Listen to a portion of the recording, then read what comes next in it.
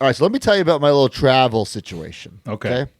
So I had GCW this week. I'm the general manager. I'm out injured. Philadelphia, Pennsylvania. Great spot. It was at the Harrah's Casino. Very great spot. But I go to check into my flight the day before. I see Brett Lauderdale, that cheap fuck, has booked me basic economy. Okay? So I still don't understand why you don't just like handle your own stuff. I don't know. I should. But anyway. Yes, yes. I don't know. I couldn't tell if I was unable to change my seat because I was basic economy. Yes, or that's 100% why. But or if it was everything else was sold out. But the only seats available were middle seats. I said, Brett, A, I'm not sitting in a middle seat. And B, I have this fucking sling. I physically can't sit in a middle seat. So he changed my flight, whatever it was, a 9 o'clock flight. So that's what we usually take, or that's what I usually take to get to an indie show because I like to not be rushed, get breakfast, fucking find a Target, find a gym, whatever. So he changes it to like a 3 o'clock flight. I'm already thinking like, oof, 3. That's 3 from Orlando. It's kind of close, you know? But then it keeps getting delayed and delayed. And luckily, I'm at home. I'm fucking 10 minutes from the airport. I'm not fucking leaving my house. That's cool. Then at least you said right. That. So like, nothing's worse than being there where you're stuck through. So my day is not like completely ruined, but it also is like, is this flight going to get canceled? What's going to happen? But I'm old school. You always try to make it. You know, there's a lot of people I know who would just fucking tap out, say I'm not making it. So even if I show up at the fucking end of the show, I have to be there. I was that's the old school of me. Right. Anyway. It goes from like 3 o'clock to like 5:30. So I'm like, fuck. And it's not getting delayed. So I get to the airport. Of course, we're delayed once I'm at the airport. Long story short, I land over an hour after the show starts. Okay. And I'm like, holy shit. Well, if I know GCW, you get plenty of time. Yeah. Well, you have, what, 6 hours? You're good. Ever since I become GM, people are listening to me because I'm the law. They all were hitting their times. Oh, the one time. Unprecedented. Brett Lauderdale had to add an intermission. So I would make the show. Okay. Oh I had to fucking leave my fucking. I can't carry anything on because I can't put anything in the overhead. So all my merch check bag, I had to leave it to go right to the show to get there in time.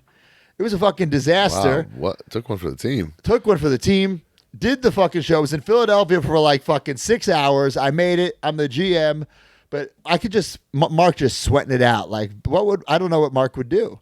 I think similar. I mean, actually, to be honest, I would have unhappily sat in that middle seat. That's all I would have done. So I would have been on that 9 a.m. With the injury, I'm on Matt's side. No, 100%. Yeah. I mean, I understand why he did that. But I would have done this. I would have done the same thing. And I don't know. I feel like I wouldn't have been able to leave my checked bag.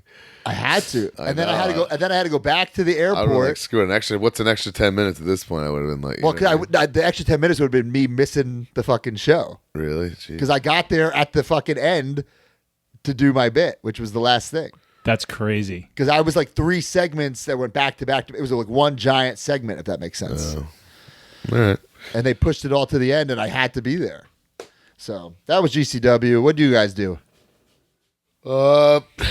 TNA Wrestling invaded the Cincinnati / Kentucky area. It was freaking awesome. The venue was gorgeous. The Megacorp Center or something like that. I'd never been there. It's unbelievable.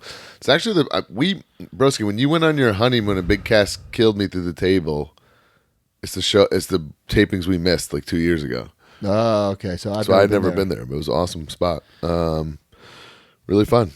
4 weeks of TV that's going to air to get us all the way to the pay-per-view. Damn, that's a lot. Did you go to the toy department? Oh, dude, I've been on the road for so long. I totally forgot about that. I have a whole giant-ass vlog of me and ECW original Sign Guy Dudley going to the toy department. Wow, that's awesome. Toy department, by the way, I didn't realize they're on their third. We missed the second one.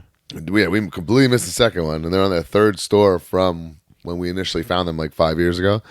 And this is like top 2, top 3 in the country. Wow. Vintage toy store. It's sick. So we'll have that up on the YouTube channel coming soon. Sweet. But it was an awesome weekend. It was a long weekend, but it was awesome. Sweet. Hence this morning recording we're doing right now. Yep. I like a good morning recording, but you guys listening have no idea what we're talking about. I went to Portland last week. I was in Portland for like 8 hours. Same thing, Broski. I had real bad delays getting there. I laid down in my hotel bed at 3:30 in the morning, which was like 6 a.m. my time. So I was up for 24 hours. Oh. But some bad sleep this weekend. But the Portland show was awesome for Collision and Ring of Honor, and then I did Limitless Wrestling this weekend. Did a little indie. Actually managed a man against Swoggle. Oh, wow. Is that why you were messaging Swoggle? Yeah, broski. So stuff's happening in the match. You know what I'm saying? So I have to do my due diligence. I get in the ring.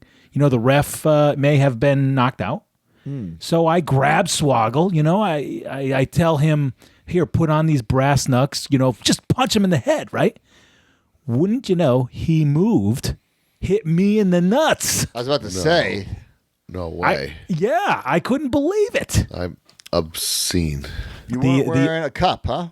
I was not. The agility on Swoggle was pretty amazing. Could have done the old China spot there, but you blew it. All right.